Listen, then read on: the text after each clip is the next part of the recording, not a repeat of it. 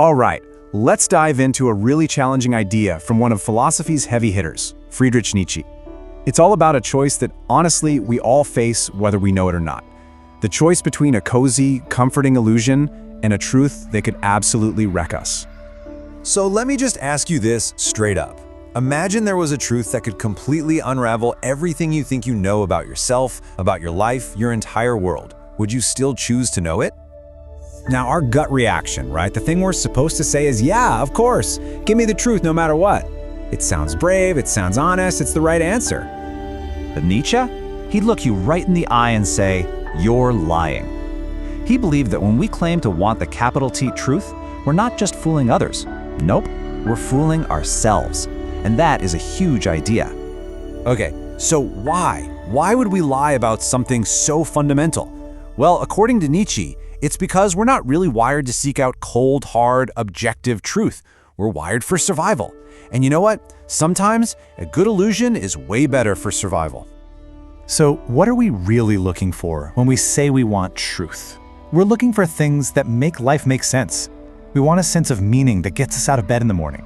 We want religion for comfort, a moral code to keep things in order, and social rules so we all know how to act. Nietzsche's point is we don't grab onto these things because they're factually, provably true. We grab them because they help us deal with a world that can feel pretty chaotic. And this leads to one of his most famous and kind of shocking ideas. He said, convictions are more dangerous enemies of truth than lies. Now hold on, how can that be? Isn't a lie like the literal opposite of truth? Think about it like this. A lie is something external. It's out there. We can question it, we can poke at it, we can prove it wrong. But a conviction, well, that's something else entirely. That's an internal certainty. It gets tangled up in who we are, and it starts to feel sacred. We don't defend it with facts, we defend it with feeling, which makes it almost impossible to touch.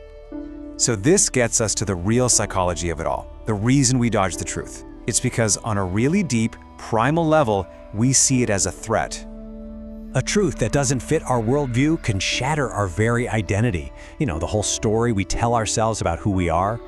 It can threaten our status in our social circles if our beliefs suddenly don't line up with the group's.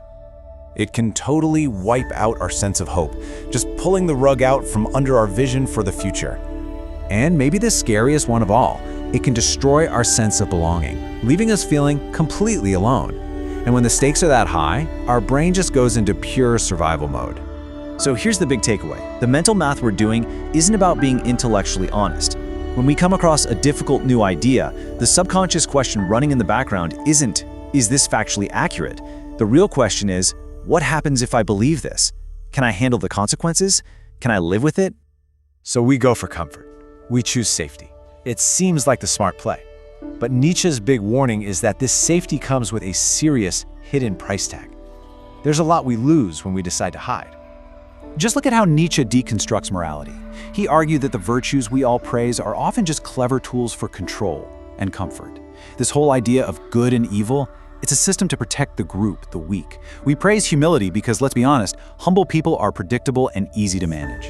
And society will reward obedience way more than I'll ever reward tough, uncomfortable honesty. Nietzsche actually had a term for this kind of existence, this life built on comfortable stories.